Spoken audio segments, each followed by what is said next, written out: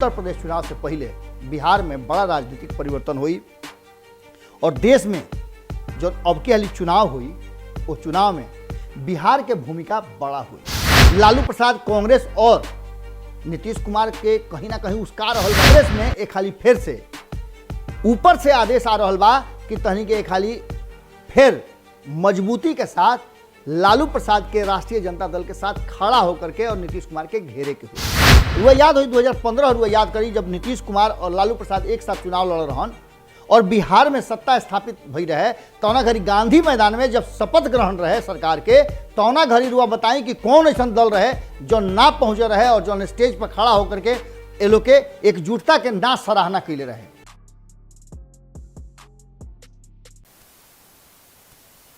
बेच तो हमरों के दीते सियासी बाजार में, बेच तो हमरों के दीते सियासी बाजार में, बाकी लोग गई तेवर रुखसार पे, बाकी लोग गई तेवर रुखसार पे।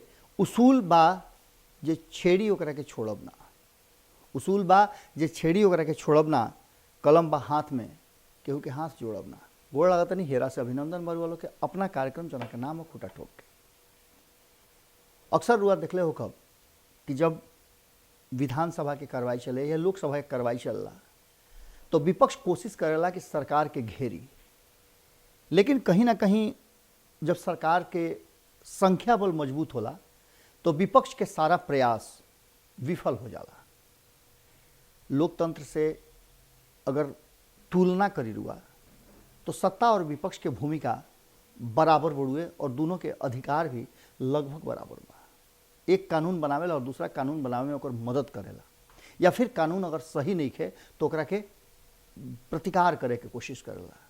लेकिन पिछला कुछ समय से 7-8 साल से रुआ देखले हो खब कि केंद्र में जो सरकार बा एनडीए के वो आपन हर तरह से कानून बना करके और लोग पर थोप देता। एकरा के थोपल ही कहल जाई, कारण कि विपक्ष छटपटात रह जाता लेकिन ओकर कोनो असर नहीं पड़त। भले ही कानून बना करके वापस लेवे के जरूरत पड़े जब देशव्यापी विद्रोह हो जाए तो ऐसा रुआ देखे के मिल हुई। लेकिन बात जब बिहार से शुरू हुई तो कहीं ना कहीं अब इस चीज़ के लेकर के पिछला 7 साल से सत्ता में बैठल साथी होखस भारतीय जनता पार्टी के या विपक्ष में खड़ा लोग होके, इस सब लोग के अब एक बात के चिंता लागल बा कि आखिर अभी एकर अंत कहाँ हुई। जे साथे बा उ डेराइल बा और जे विपक्ष में बा उ तो और ज़्यादा डर में ऐसे कि ओकर संगठन नहीं के संगठित नहीं के हो पावत।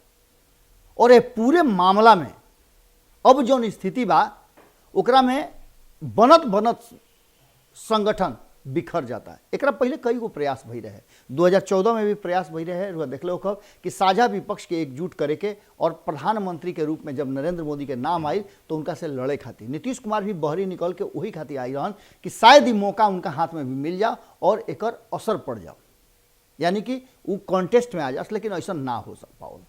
अब जबकि दोबारा नरेंद्र मोदी और भारतीय जनता पार्टी अपना दम पर 303 गो सांसद के साथ केहू के जरूरत नहीं है एक छत्र राज कर रहा बा बिहार देश पर। वह भारतीय जनता पार्टी है जब कभी 2 गो एकर सांसद होत रहन और ओ घड़ी से लेकर के अब तक सत्ता और विरोधी के विरोध झेलत झेलत अतना अपना के मजबूत कर लस कि जना के लेकर के उस सत्ता में काबिज बा और एक हाली ना दूसरका हाली पूर्ण बहुमत के साथ सत्ता में आई बा।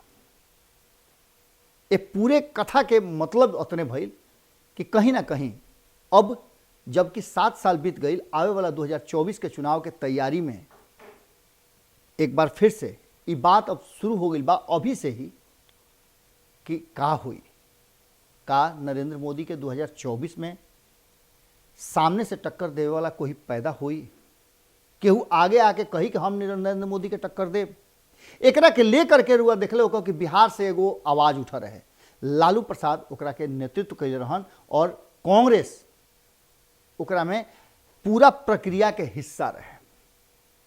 रुआ लोग के बार बार बताइए कि G23 जो क्षेत्रीय दल बाणन और भाजपा के छोड़ के जितना भी दल बाणन वो सब दल के एकजुट करे के प्रयास कांग्रेस शुरू कैले रहे।